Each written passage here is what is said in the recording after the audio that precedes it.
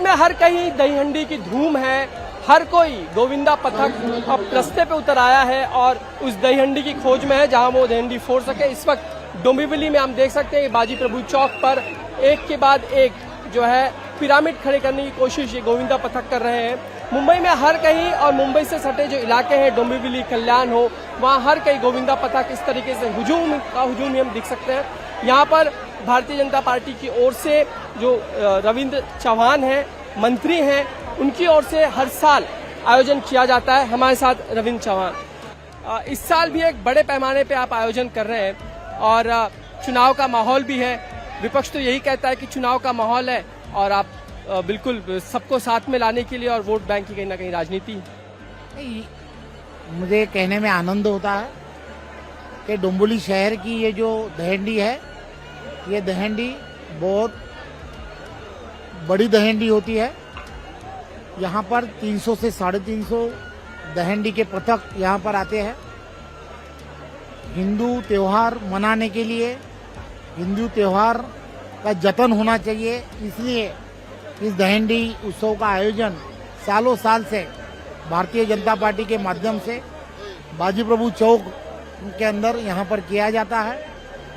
यहाँ पर सांस्कृतिक कार्यक्रम भी स्टेज के ऊपर किए जाते हैं। डोंबिवली शहर के नामांकित सभी जो एक्टर्स होते हैं ये लोग सब लोग इस उत्सव में अपने तरफ से इस उत्सव के लिए अपना योगदान देने का काम इस माध्यम से करते रहते हैं।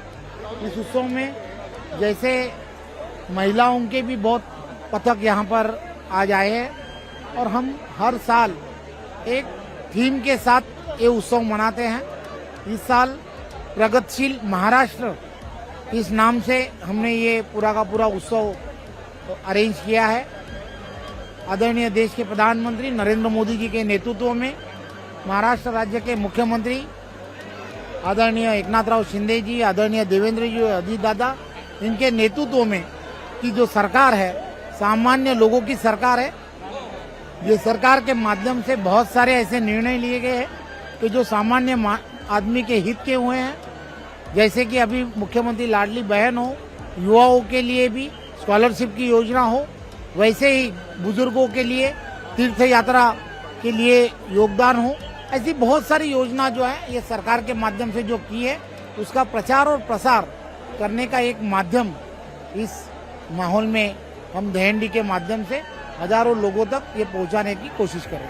पहले हिंदू त्योहारों पर कहीं ना कहीं बहुत सारे प्रतिबंध थे, लेकिन बीजेपी और खासकर महायुति सरकार ने वो सारे शिथिल किए।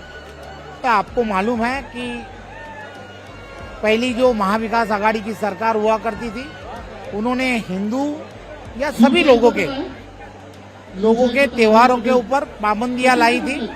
लेकिन जैसे ही आदरणीय पंतप्रधान नरेंद्र मोदी जी के नेतृत्व में महाराष्ट्र में मुख्यमंत्री एकनाथराव शिंदे जी और आदरणीय उप मुख्यमंत्री जी देवेंद्र जी और अजीत दादा इनकी महायुति की सरकार आई, तब से आपने देखा होगा कि ये सरकार सब त्योहारों के ऊपर की पाबंदी हटा दी गई और त्योहार मनाने के लिए बहुत सारे उपक्रम के माध्यम से सामान्य जनों के लिए बहुत सारी चीजें करने के लिए शुरू की गई। जैसे हर त्योहार मनाने के लिए आनंद का सीधा देना शुरू कर दिया। ऐसे हर वो चीज करने के लिए शुरुआत जो है वो ये महायुति के सरकार ने की और आज प्रगतिशील महाराष्ट्र के माध्यम से हर उस क्षेत्र में महाराष्ट्र अव्वल कैसे है ये बताने की हम कोशिश कर रहे हैं। दूसरा सवाल ये कि छत्रपति शिवाजी महाराज आराध्य दैवत है महाराष्ट्र के, ऐसे में जब उनका पुतला ढह जाता है तो सवाल उठने लग जाते हैं। लेकिन आप वो मंत्री थे जो पहले वहां पे पहुंचे और अपनी सारी चीजों को समझने की कोशिश की। क्या स्थिति वहां पर थी, क्या फैक्ट्स थे जो आप महाराष्ट्र की जनता को बताना चाहेंगे? क्या आपको मालूम है कि अभी हम वहाँ जब गए थे तो वहाँ के लोगों से बातचीत की, वहाँ के शिव प्रेमियों से बात की थी। उन्होंने ये बताया कि ये जो पुतला जो है वो समुद्र के ठीक बाजू में होने के वजह से जो खारी हवा जो है जो वहाँ से आती है, तो खारी हवा के वजह से जो पुतला जो बनाया गया था वो पुतला के जो बोल्ट होते हैं वो बोल्ट के ऊपर डस्ट जिसे कहते हैं वो बहुत ज्यादा आई है। ऐसे बार बार वहाँ के पर्यटक भी कह रहे थे, इसलिए पीडब्ल्यूडी के माध्यम से ये जो बात है हमने नेवी के ऑफिसर्स लोगों को बताई और उसके ऊपर कार्रवाई करने के लिए कहा था। लेकिन जैसे बताया उसके पहले ही ये जो दुर्घटना घटी है आप सभी को मालूम है। लेकिन मुझे ऐसा लगता है इसमें कि ये जो पुतला बनाने की जो प्रक्रिया थी, जो कंपनी ने वो पुतला बनाया, उन्होंने ये पूरे सोचना चाहिए था कि ये जो खारी हवा होती है समुद्र के बाजू की, वो हवा में ये टिकना चाहिए। इसके लिए उसी तरीके से मटेरियल उसके अंदर वापरना चाहिए। ऐसा मेरी सोच बहुत बड़ी नहीं है, लेकिन जहाँ तक लोग वहाँ के कह रहे थे और जहाँ पर लग रहा था कि ये जो डस्ट उसके ऊपर बैठ रहा है और उस वजह से वो कमजोर होते जा रहा है, ऐसा जो बताया जा रहा था, उस वजह से मुझे ऐसा लगता है। और जो स्ट्रक्चर जो जिसने कहा कि ये बराबर है करके, उसकी भी गलती है ऐसा मुझे लगता है। इसीलिए हमने उनके खिलाफ जो वहाँ पर जो एफआईआर हमने दर्ज की है।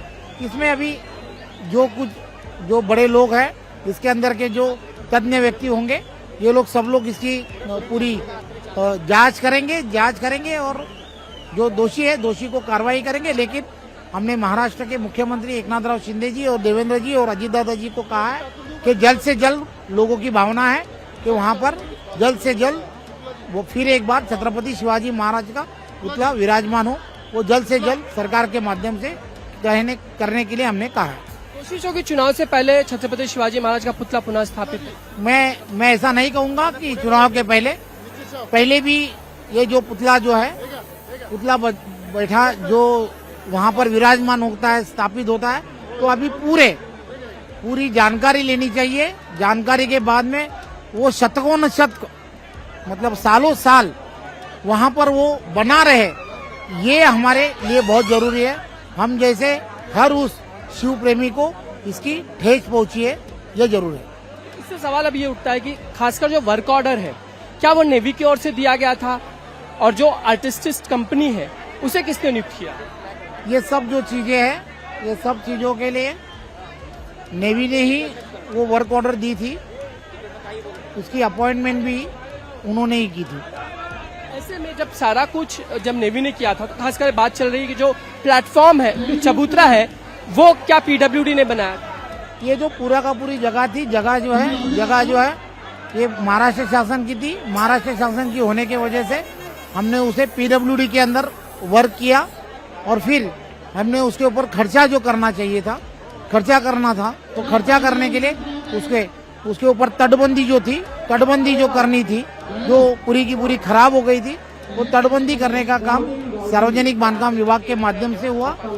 और इसमें जो पुतले के लिए जो पैसे चाहिए थे 2,36,00,000, वो भी सार्वजनिक बांधकाम विभाग ने वहाँ पर नेवी के पास वर्क किए। दूसरा सवाल ये उठता है कि जब राज्य सरकार ने सिर्फ पैसे दिए हैं, तो ऐसे में जिम्मेदारी क्या बहुत ज्यादा नेवी की ही थी कि वो जो स्पेसिफिकेशंस होते हैं किसी भी पुतले को बिठाने के लिए, उसको ठीक तरीके से ऑडिट नहीं किया गया था? मैंने कल ही इस बारे में कहा है, जवाबदारी किसकी थी या किसकी नहीं थी, ये मैं समझने इतना बड़ा नहीं हूँ। लेकिन दुर्घटना तो घटी है, उसकी जो इंक्वायरी जांच होनी चाहिए और जो दोषी है दोषी को ऊपर कार्रवाई करेंगे। आपने खुद जाके 2 लोगों पे, यानी कि जो चेतन पाटिल है और आपटे हैं, उनके खिलाफ एफआईआर दर्ज? हाँ, उन्होंने ही वो पुतला बैठाया था और बार 2-3 टाइम उनको इंस्पेक्शन के लिए वहाँ पर बुलाया गया है। ऑफिशियल उसके ऊपर है कि वो उसके ऊपर डस्ट पकड़ा जा रहा है, ये लोग बता रहे थे, तो उनको बताया जैसा जा रहा था, तो उनको यहाँ पर आके इंस्पेक्शन करने के लिए कहा गया था। इसका मतलब है वहाँ पर जो घटना घटी, अगर उसके ऊपर ठीक तरीके से काम होता शायद, तो मुझे लगता है ये नहीं होता। कॉन्ट्रैक्टर दोषी है? मैंने तो कहा है कि इसके अंदर जो इंक्वायरी होनी चाहिए, जो दोषी है उसके ऊपर कार्रवाई करनी चाहिए। अब मैं बात सिर्फ विपक्षी एक बार पूछ लूं कि विपक्ष जिस तरीके से बार बार ये कह रहा है कि आप छत्रपति शिवाजी महाराज का पुतला नहीं संभाल पाए, आराध्य दैवत है हमारे, क्या ये राजनीति कर रहे, नैरेटिव सेट करने की कोशिश है? मैं देखो, ये तो बात ऐसी है, दुर्घटना तो घटी है और आपको सभी को मालूम है, विपक्ष को तो राजनीति करने की आदत होती है, वो राजनीति कर रहे हैं, लेकिन हम जैसे सभी लोगों की भावनाओं को ठेस पहुंचा है, ये बात जरूर है। कल आंदोलन करने वाले हैं जयंत पाटिल खुद जाके वहाँ पे एनसीपी के। ये लोकशाही है, आंदोलन करने का उनको अधिकार है, करे बोले, लेकिन हमने तो जिन्होंने ये पुतला बैठाया, जो इसके अंदर जो चीज हो सकते हैं, उन सभी के ऊपर एफआईआर हमने ऑलरेडी लॉन्च की है। आखिरी सवाल, अब जबकि हमें फिर से दोबारा पुतला बिठाना होगा, तो ऐसे में किसको आप, किस तरीके से आप खुद पीडब्ल्यूडी अपने अंडर में लेगी या वापस से नेवी के साथ तालमेल बिठाकर बिठाना? ये तो अभी सरकार के माध्यम से ये तय होगा कि इसमें आगे कैसे जाना है, इसके बारे में सरकार सोचेगी। हमसे बातचीत करने के लिए कैमरामैन देवेंद्र के साथ समीर भीसे, इंडिया टीवी, डोंबिवली।